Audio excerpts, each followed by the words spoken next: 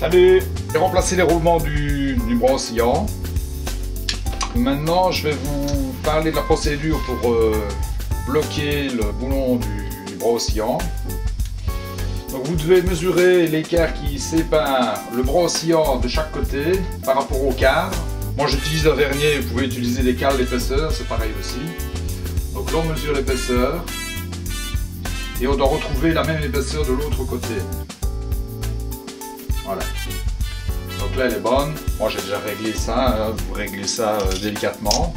Ensuite on va bloquer l'écrou central, donc l'autre côté est déjà bloqué correctement. Et on va d'abord caler une première fois à 2 kg. Donc c'est ce qui est demandé dans la note SBM. On cale à la clé dynamométrique à 2 kg. Ensuite on débloque. Donc lorsque c'est bloqué, on débloque.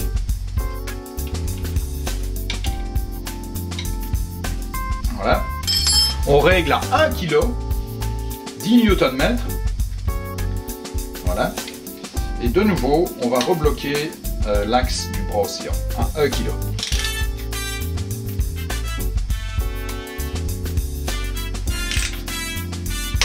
Voilà, 1 kg c'est bloqué, on ne touche plus.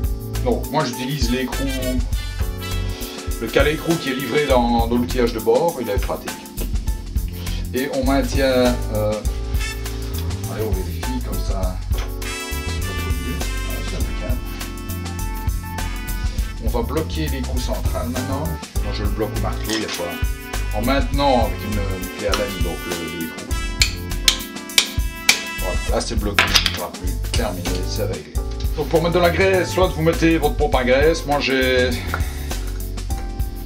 un petit tube bien pratique parce qu'il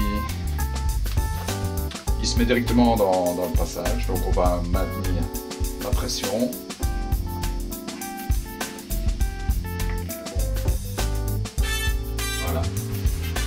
Et voilà, le bras oscillant est réglé.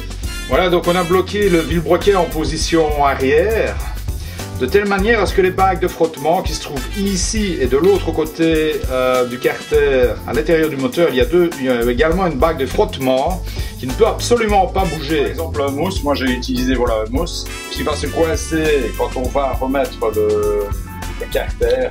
Je voulais vous montrer la façon que j'utilise pour extraire le bourrage du volant moteur.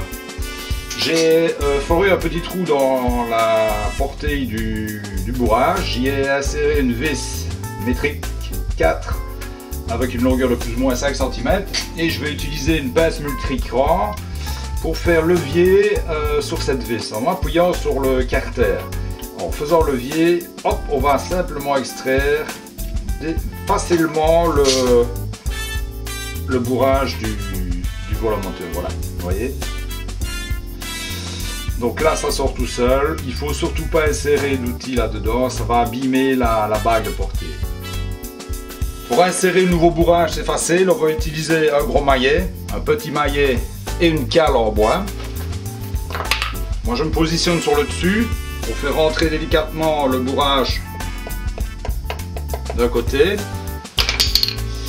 Et puis on prend le gros maillet et là on va frapper sur la partie qui est restée un peu de travers. Et comme il est assez épais le maillet, ça va rentrer tout seul. Voilà. Une fois que le bourrage est plus ou moins en place, je prends la petite cale en bois et je m'appuie sur le carter pour l'aligner avec la position du carter.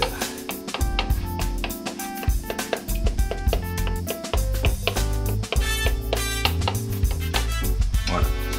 Donc une fois que ça c'est fait, on peut graisser la portée du bourrage.